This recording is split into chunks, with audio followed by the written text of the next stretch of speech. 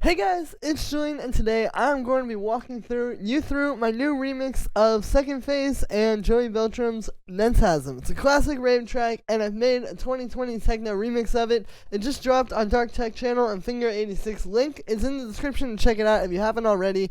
It's a free download as well for all the DJs out there. But yeah, so today I'm just going to be going through the project file and showing you what goes into making a track like this, because I think a lot of times with the tutorials, it's like, there's only so much I can show you in terms of an 8-bar loop when it comes to, really everything about making a professional track, if that makes any sense. I can't show you all the arrangement stuff. I can't show you, all the little things that go into it. I can kind of just give you, a very surface-level description of it. But with this, I just have a project file of a full professional track that I can walk you through and show you everything that goes into it.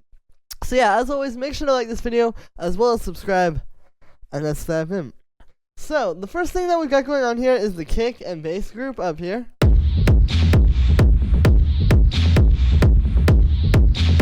And so what's happening here is there are 4 layers. We have the kick. We have the bass line, which is sampled from this one part in Mentasm. So that's what I use for the bass. There's this one part in here. I think it's maybe around here in the original. Oh yeah, there it is.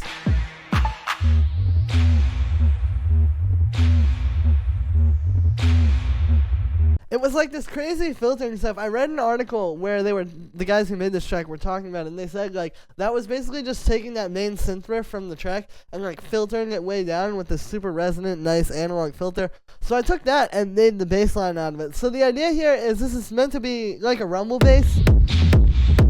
Your standard techno bass, but then it's cool because then when we have this part where we're actually playing the main part,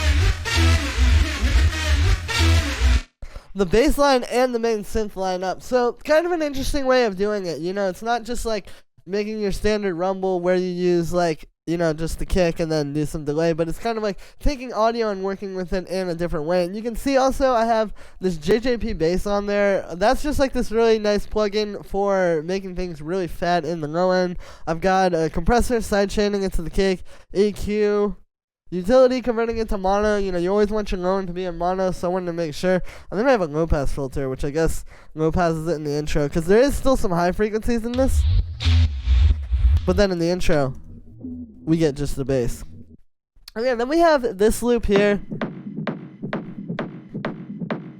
which this is actually from a sample pack. I'll play you the original loop here, how it sounded.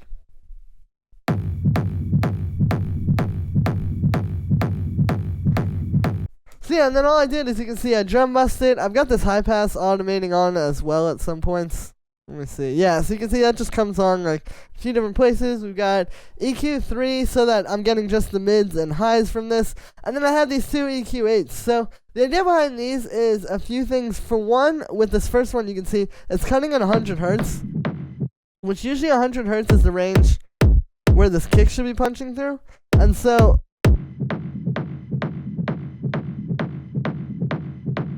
yeah, we're just cutting that to make a little bit of room for the kick. And then I'm also cutting off the highs, because if you listen to this original, there was this weird bright high frequency in there that I was trying to get rid of. And then I'll also show you the kick really quick. Here's the kick. It's just 2 layers in this instrument rack. I have just a punchy kick, one of my own samples, and then I have this 808 rim shot just playing over top of it. You can hear without it versus with it. It's really subtle, but it just gives everything that kind of more clicky sound. And then I also have this in here. So this is actually, hey, shout out to Umek if you're watching this, dude. But basically, this is actually the kick from Umek's remix of Quench Dreams.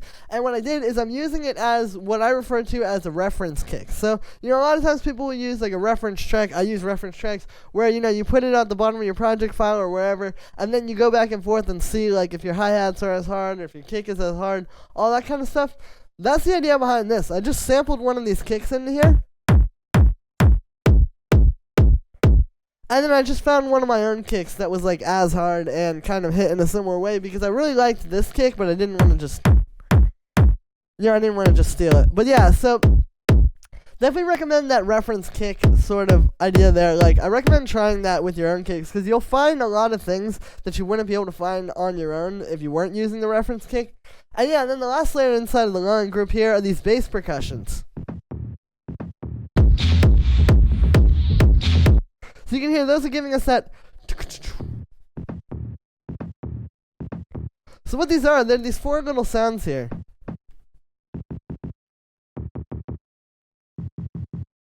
And then I've just brought them into here. You can see I faded them out a little bit. And then, yeah, they're just kind of adding a little bit more groove in the low end by having these. I definitely recommend this for your techno tracks. This is something I've heard in a lot of producers' tracks, and it's something I've started doing recently. And I think it really makes a big difference. Just getting, like, you know, maybe 3 or 4 little sounds like this. Like, these are just the same kind of percussions you'd find in most techno sample packs. But then just creating this little pattern here. Because, like, I'll play you the whole mix. Here is without these in the mix.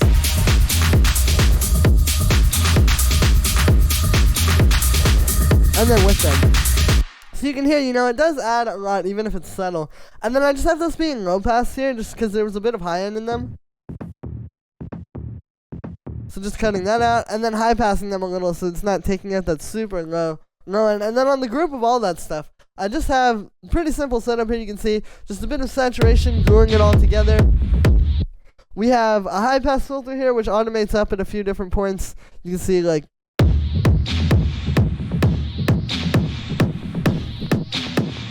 right there going into the break.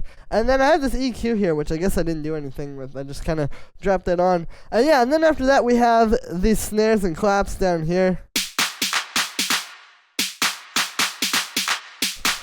So the idea behind these, all these are, is it's just Ableton's 606 snare and then Ableton's 808 clap. You can see you got a little bit of reverb and drum bass. Nothing on the snare, but then on the group, a little bit of drum bass and a high pass. And the idea behind these is, this is something you pretty much never hear in techno tracks these days. Like, usually it's just like this. You're just doonch, doonch, doonch. But by putting these claps and snares, I feel like it adds a lot of cool energy. And the other thing is, if you listen to the original of Mentasm, it's the same pattern as they have in there. So I was trying to kind of, you know, do that more old school sort of thing, but with a more modern touch to it, where, like, you know, these are a lot crisper. They sit a lot higher in the mix. It's a lot cleaner execution, but it's the same idea as, like, what they used to do in a lot of old techno tracks like this. And yeah, then we have the ride. You can see you got the echo on that with the ping pong delay, so that it's, like, really fast, and then we're just getting it, like, a lot wider from that. Got some drum bass, high pass, and then a little high boost. Then we have the hi-hats, which these are just 2 layers. We just have this 16th note shaker thing. And then this one playing on the upbeat. It's pretty simple. And then on the group of those, we've got a bit of saturation, a low pass filter that comes in, like, in some of these breaks as well. And then we've got this washout here. So this is just, again, for, like, washing out, like, in this part to kind of make it smoothly transition. And then finally we have an EQ8, which is cutting out the low and boosting the highs a little bit.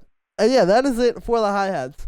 After that, we have this sampled pad. So I'm going to be straight up with you guys. I sampled the pad in this track. I think sampling pads, I'm not going to tell you where I got it from, though. If you can guess, let me know in the comments. But I really recommend working with audio in this way when you're making a track like this. Like, some people might say that it's kind of like cheating or whatever, but the way I look at it is kind of just like, not necessarily saving time, but just sort of, it's like, if you can do it this way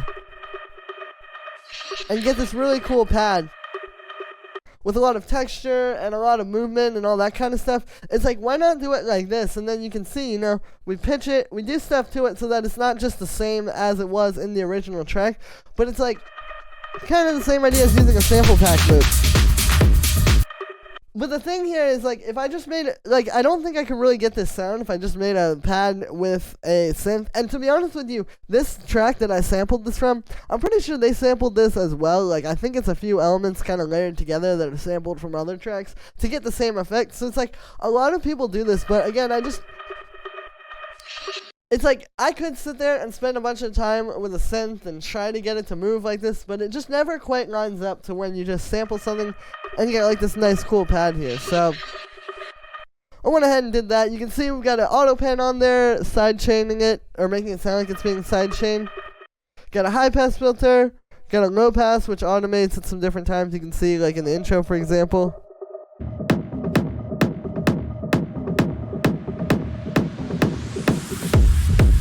That's also a technique I recommend doing in your techno tracks, is having, like, if you have a pad, have it start with the pad for the first, like, 16 bars of the intro while your kick's filtered. And then once it hits, the pad just kind of goes out.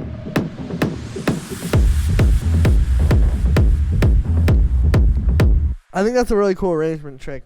But yeah, and then got a washout on this one as well. You can see it just kind of comes in at the end of some of those parts there. And that's it for the pad. The next layer we've got here is the actual sample from Mentasm of the synth line, which sounds like this.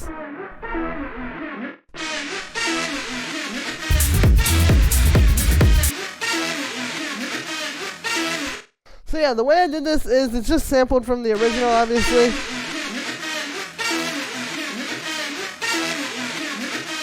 I've got it in here, you can see I lined it up. Getting this one lined up was a little bit tough because you can see there's like a little, like if I just do this, there's like a little one of these at the start. Like a little, you just want it to start on.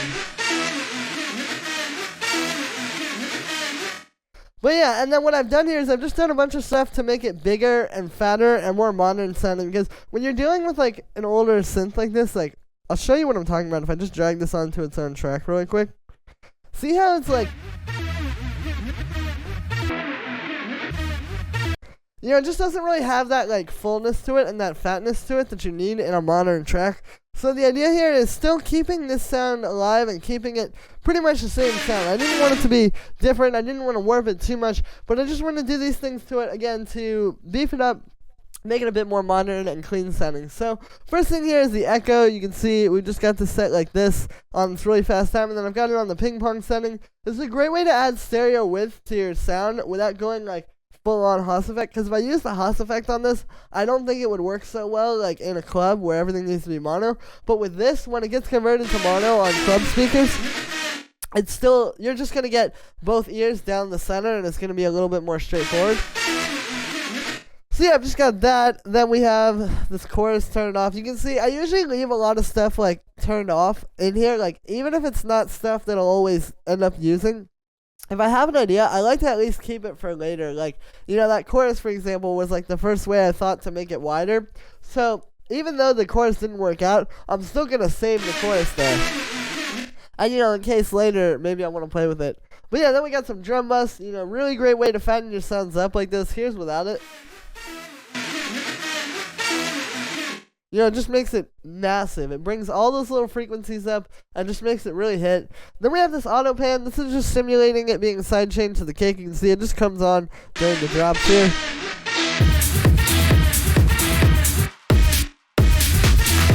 And you can see I didn't do that much. Like, I did a lot less than the pad, for example, with the auto pan here. But it's just one of those things of, like, you still want it to be a little bit under control without it being, like, you know, that would have been a bit too much. Then we have a high pass filter. This just kind of automates at a few different points, like here coming in.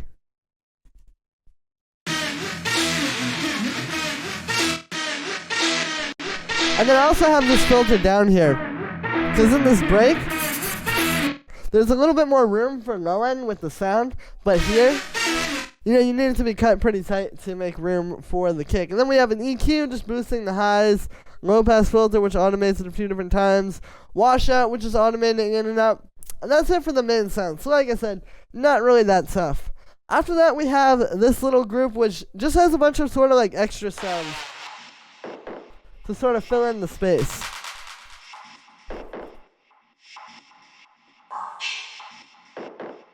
So this kind of stuff is important, you know, this is like that extra background stuff. Like if you don't have this, your track's gonna feel kind of flat. I'll turn this stuff off and show you what I mean. Here's without it in the mix.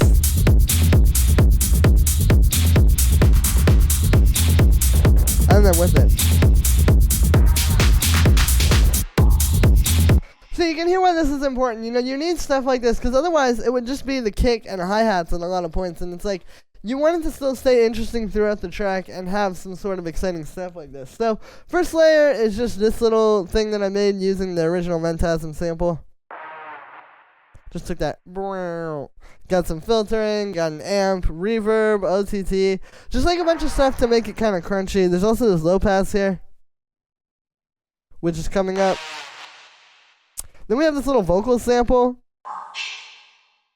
Yeah, same deal, just like a little thing that goes right there at the start of every few bars. We have this little thing,